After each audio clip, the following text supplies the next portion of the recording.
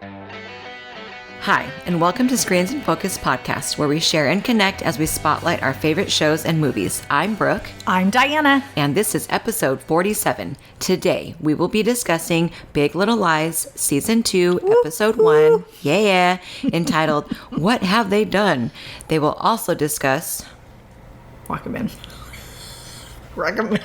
We will also discuss Rocketman.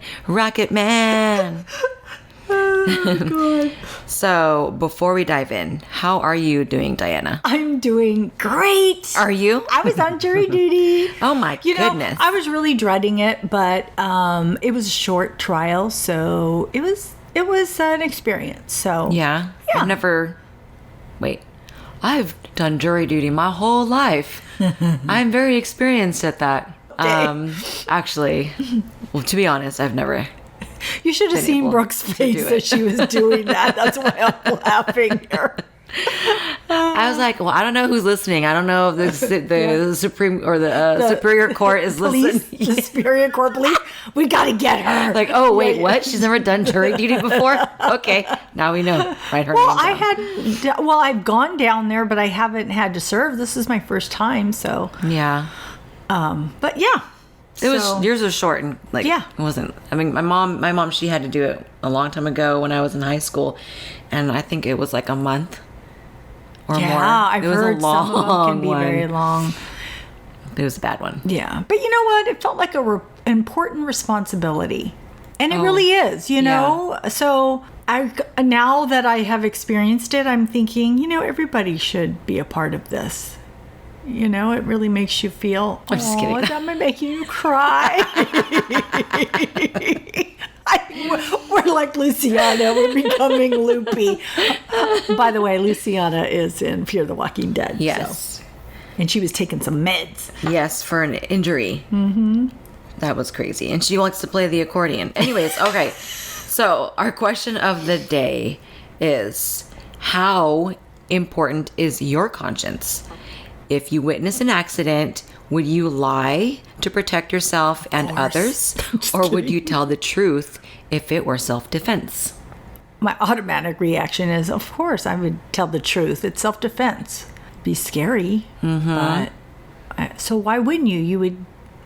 What if you were what if there were like 5 of you and you were the only one that told the truth? That's a hard thing, but I really think I would tell the truth. Yeah.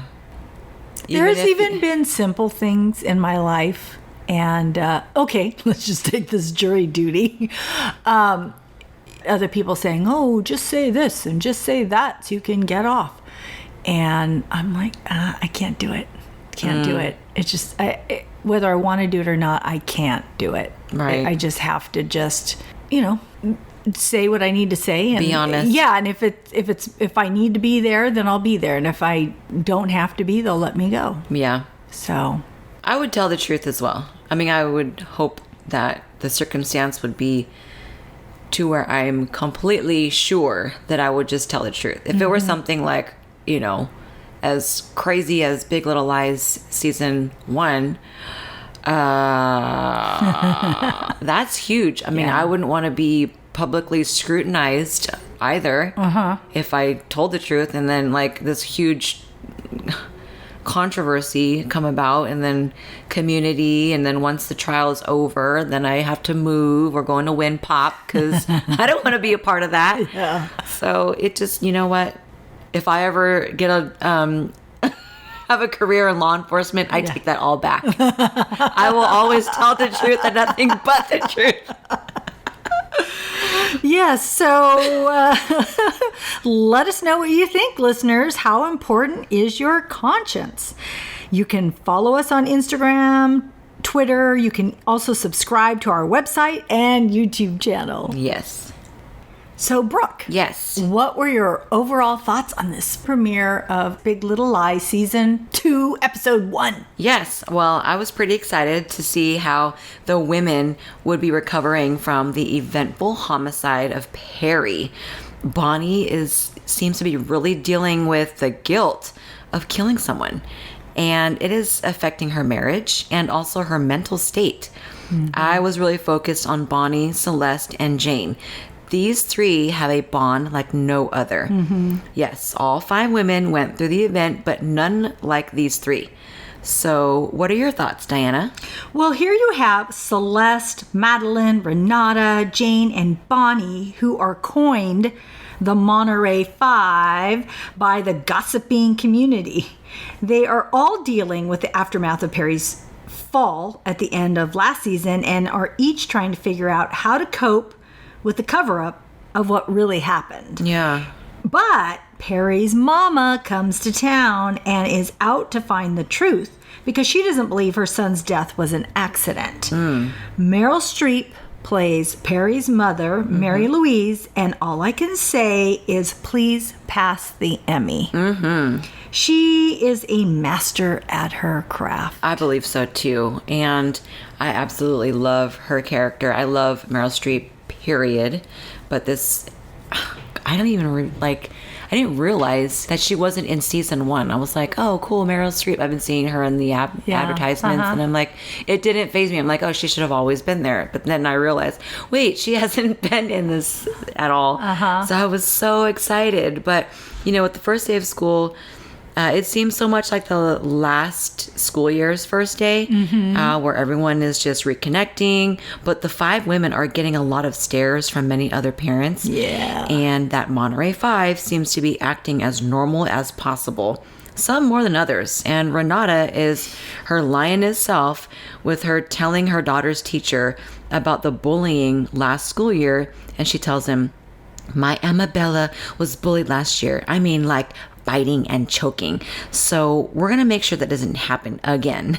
I know. And Renata's Diana Ross tribute. It's my house. It's my house. She's dancing and singing, and she's doing a photo shoot, and her husband sees her and he's like, whatever. And he decides to get drunk and play with his model trains.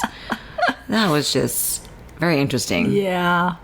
I know their relationship is interesting. But I know Renata brags about her daughter and tells the teacher that she has a super high IQ. Yeah. Which, like, what? Yeah, and that he needs to cater to her. I feel sorry for that poor teacher. Yeah. I'm like, oh my God, he's all, what did I get myself into? No, I don't even think he said anything. Yeah, it was just the look on his face. Yeah. And Celeste is having dreams and flashbacks throughout the whole episode, dealing with her kids, her mother-in-law, and her fighting twins, which I find very interesting too. Every time she has a dream and blurts things out, I am worried Mary Louise is going to figure something out. And I do feel sorry for Celeste because although she was planning on leaving Perry, I think she really loved him because she still remembers the good times. There are some good moments in there. And I think he is a monster, but to her, it is complicated. And then she has to deal with June, whose son Ziggy is her twin's half-brother. So I don't know how that's all going to pan out. I just, like you mentioned, the twins are fighting. Perry was always there to, at least when he came home from work, he was able to get a hold of those boys. And so maybe they're just, not only did their dad just die, so they're dealing with the trauma of that, but also they don't have their father's regulations anymore. So the boundaries are completely crossed and different. And now Mary Louise is there, and she seems really cool with Celeste so far. But it's a little bit like... There's so many layers, I'm sure. Yeah, she's got a little manipulative personality, so it's very interesting, and I'm looking forward to see her adapt. But you bringing up the boys and me bringing up the boys, I realize they're dealing with a lot, and of course we can see probably outbursts because of it, but it just makes me wonder because it was one of them that was bullying... Amabella. Yeah. So...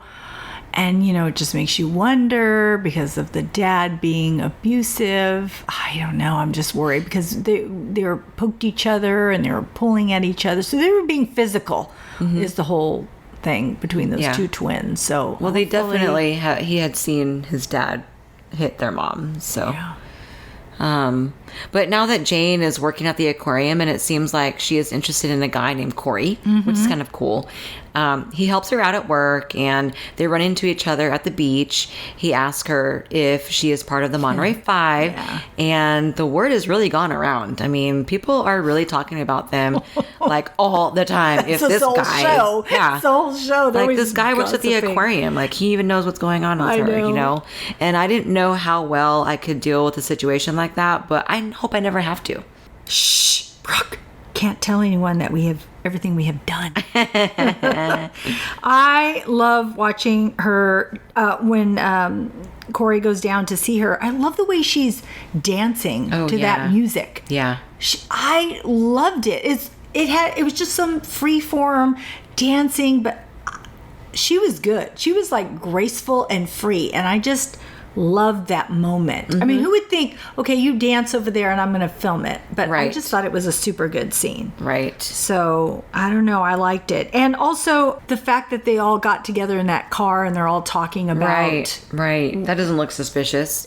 No, it doesn't. But, Jane is telling them that they're coined the Monterey 5. I was going to say the Fabulous 5. The Monterey 5. And that, Renata says that the police don't know anything because she has some insider in there. So that's good for them right now. Right. So we'll see if anything else pops up with Mary Louise's investigation of everything. Yeah. I love Laura Dern. I had actually forgotten that she was in this series, and I really like her as an actress. But really each of them brings so much. That's why I think this show is probably good. One, the writing is really good. Well, we're probably going to talk about this later, but all the actresses are so good. So good, yeah. Yeah. Even the actors are good too. Okay, so Madeline and Ed seem fine. And didn't he find out or suspect she was having an affair? Mm-hmm. And he was mad at her at the end of the last season, right? He knew, because at the fundraiser, he figured it out. Yeah, so he was really, he was, making that distance from her. Mm-hmm. And I'm thinking, he's already gotten over this? They didn't bring any of that up. Not yet. Yeah, and he's totally shaved. They didn't even make a mention of that. And I want to say Chloe is so cute. I like her. She's as cute as ever.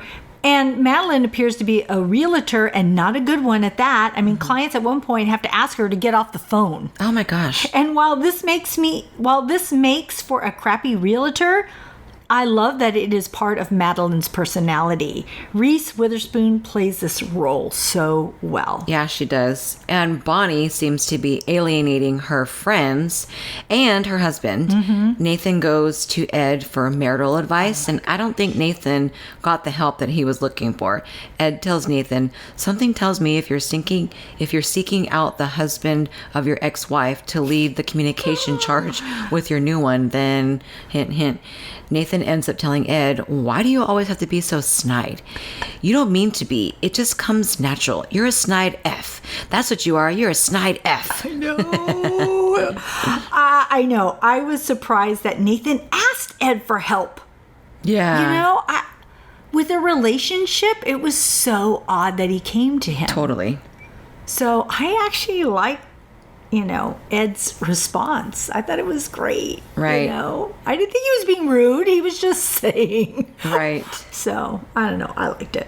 And it's interesting that Nathan is really concerned for his wife and his marriage, but he doesn't seem to have enough wit to understand how to communicate her needs. Mm-hmm. I don't know. I feel like I could feel her right now. So I would just give her what she needs, and it's just written all over her. Mm-hmm. But he's just digging at it, right? And Bonnie just needs space, and Nathan is unfamiliar with her behaving this way, and he just wants his wife back. But on the other hand, we have Ed. He ran into a woman named Tori at the grocery store, and Ed did not recognize her at first because she tells him that she got her tits done to take attention away from her nose. And she looks at him like she has plans to pursue him, and I think he might go down that road. Juicy. Do you think so? I think. Yeah. Wow. I don't know. I'm like, what is she telling him that for? Well, she's still married to her husband, I think. Who knows? Hey. Ooh, that would be like spouses with other spouses or whatever. I don't know. Well, I mean, shoot, he might as well because his wife did it to him. So you never know. He might be thinking that. It doesn't almost seem like him to do that. I don't know. I know. I mean, I know anything is possible. Here you are, Monterey, but I think it would take it's not just something he could easily do. I don't know. We'll see. I don't know. Like you said, we haven't seen we haven't seen them revisit that topic yet. So he might be really pissed. Yeah, that's true. And so Mary Louise is so bad. She is blunt and rude and isn't bothered by insulting or offending Madeline. When she blurts out she isn't fine because her son is dead, and then notices how short Madeline is and how short people aren't trustworthy, she is manipulative and creepy. And it makes me wonder about her parenting skills and her relationship with Perry. She appears to miss and adore him, but I am sure we will uncover more than meets the eye, and it will be interesting. Yes. Later, Madeline calls her out on her rudeness, and Mary Louise apologizes and then cuts her down again. Yeah, that's part of her mentality, it seems. Yeah. It's funny because Madeline just kind of like, accepts the apology, and then she kind of looks at her like, wait, I think you just did it again to me. Yeah. And then toward the end of the episode, Mary Louise, Celeste, and the twins are having dinner, and the kids begin fighting, and they say they miss their dad, and Mary Louise starts to talk about how unfair and wrong it was that he died. And her anger begins to reveal itself as she speaks, and then she gives this guttural scream, and it's pretty jolting and scares Celeste and the boys. And me. And everybody else that's watching. Oh my gosh. Yeah, that was great. And Celeste has been sending Jane child support checks. Yeah. But Jane hasn't been cashing the rape money because Celeste insists that Ziggy is part of Perry's estate. And I'm so glad that these two are at a good place. Celeste does not blame Jane at all, even though Jane is feeling remorse for sleeping with a married man. Yeah. And she knew it. It is a great step for Celeste to not hold Jane at fault and to see her as Perry's victim. Yeah. I liked that about both of them. Yeah. I was really pleased to see how people are dealing with the trauma. And I like that they've built a relationship because they have that together. Because she was following her story. Like, who's this vision that she has of this person who abused her, and turned out it's her husband. So she was trying to like coaching her along the journey, and then it finds out. So it's just what a twist. I know. So some of the things Madeline says or does makes me cringe, but at the same time, I can understand where she's coming from. She wants her daughter Abigail to go to college, and Abby says she doesn't want to go, that it's not her. And Abby storms out, and Madeline and Nathan go out looking for her. Madeline tells Nathan if Abigail doesn't go to college, she won't have a life. She will be serving Big Macs. We know that Madeline didn't attend college, and parents really want their kids to have more opportunities than they had. Abigail later on tells her mom that she wants to work at a startup and help homeless people, and Madeline yells, I don't give up. I don't care about homeless people. You are going to college. It's non-negotiable. You are going to college because I said so, because you will have no life. I'm curious to see what will happen next. Will Abigail go or just follow her own path? I don't know. I think she's going to follow her own path. But she might be persuaded by like maybe Bonnie.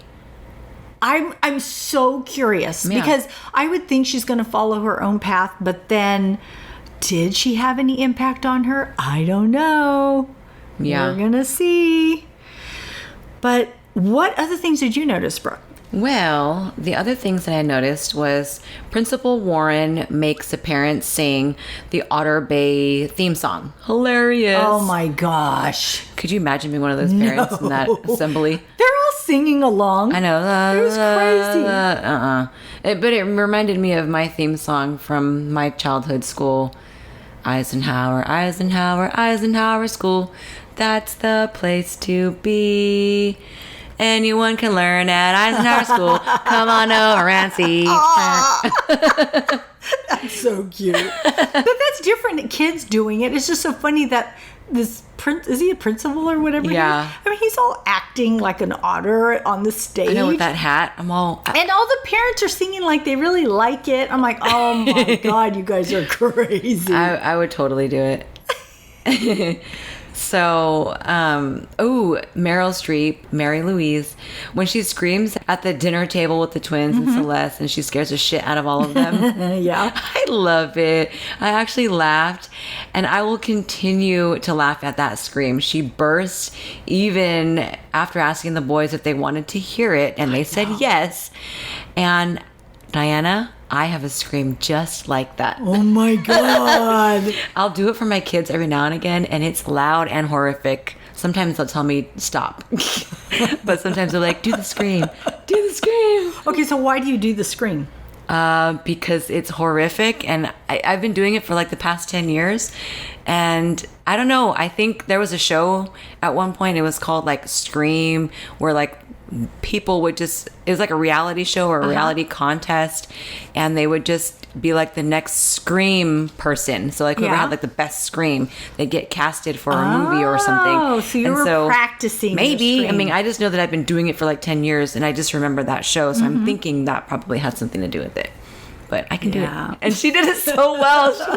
The look on her face. Okay, but her scream was like, there was something like, oh, like she was, it was scary. It was creepy. She knows. It was creepy. It was like, that's why I thought, oh my God, there's all these layers, and what is a relationship? Because I felt like there was something like not right about this mother-daughter, mother-son relationship. I'm just laughing at her character and like the way that she looks. I know. I know. I know her character. She's playing it so well. And then her glasses. She just has I don't know. I'm glad I have a wonderful mother-in-law, not I'm one gonna like her. I'm gonna rewatch that episode. I did watch it twice. Oh, okay. Did you watch it twice? No, I'll watch it again though. I watched it. Yeah, so it was good. What about you? What did you notice? Well, as it was with last year, the music is awesome. Mm-hmm. It's so good. The Ramones were playing, I'll Be Around by the Spinners, and then that music that June was dancing to. I mean, the music is just so good on this show. It makes me want to buy the soundtrack. Oh, you should. Yeah, I just love it. And then you had talked about Ed and Nathan, and I just thought that was an interesting relationship. God, all the relationships on this show were interesting. Yeah, so I don't know. It's off to a good start. Yeah. So. Well, before you say it, I was just going to interject. Mm-hmm. The soundtrack, you can just go on YouTube Premium since you have it, and you can listen to the whole soundtrack. So, yeah. Then you can just... I don't have Premium anymore, but okay. No, she does. She does. She has it. YouTube, if you're listening, she has it. Cobra Kai's ended.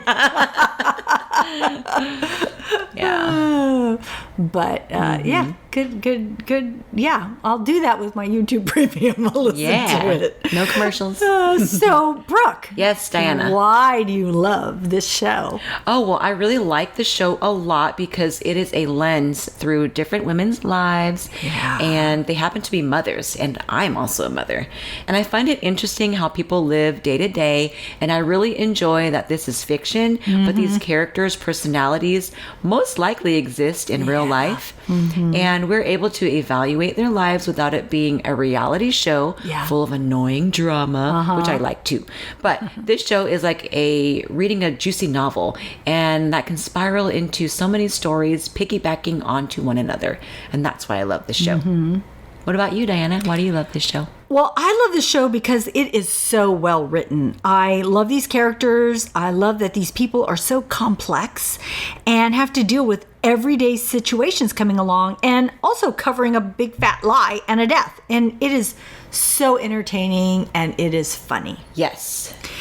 So, Brooke, who does your award go to? What is your favorite character, quote, or moment? Well, I guess my award would go to the nightmares that Celeste is having. And it's such a great adaptation of how she's coping and dealing with the loss and trauma of her marriage to Perry. At the end of the episode where she wakes up from a nightmare and she screams, "I'll effing kill you!" Yeah. Like so crazy, jumps out of bed. And then Mary Louise runs to check on her and comfort Celeste, and she asks Celeste, "So who are you planning to kill?" I was like, "Oh my gosh!" And she just looks, and then it ends. I'm like, "Oh my gosh, these nightmares are awesome."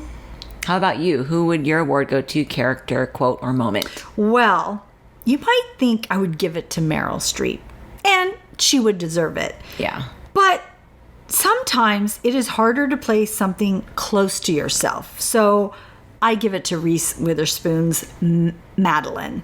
She makes me cringe, but at the same time, I want her to succeed. Yeah. So I just really like her character. Yeah, she's awesome. She's really good at it. She's pretty funny. So, Brooke, what are you currently watching? Well, other than Big Little Lies and Fear the Walking Dead, I did discover a new show, well, new to me, and it's with Francis McDormand and... oh, shoot. I forgot his name. I'm going to talk more about this because I really want to blog about this show. I love it. It's called Olive Kitteridge, and it's on HBO. I've heard of that. Okay. Yeah, so it's supposed to be, well, it said on the channel that it was a mini series, and there were 6 episodes, I believe. So honestly, I love Frances McDormand, and she's good. Yeah. This show really spoke to me in a way because of her character, who she is. And she's like that onion where you have to peel each little layer, but the layers are so thick. So you almost have to chisel at it like it's an ice sculpture. And that's her character. And then her husband, he's a very common character. Or you would know who he was. I'm so sorry. I don't have all the details on this show. But they're like opposite. And so their compatibility, it's so interesting, their relationship. So I will be discussing more about this show, but until then, please check it out. Olive Kitteridge on HBO. Okay, great. What are you watching, Diana? Well, I was able to see Rocketman. Yay. And I talked about it on our last episode, but I want to bring it up again because it was really good. It was really good. And it's a biopic about Elton John. It's a musical from child prodigy onto, massive star, and his personal relationship with Bernie Taupin, who's his lyricist. They're just longtime, really good friends. People who have, really supported each other. And it was just a really good movie. It spoke about his childhood and just him really yearning for affection from his parents, who just really didn't have the time of day for him. They were just, his father was basically non-existent. And his father ended up having a second family.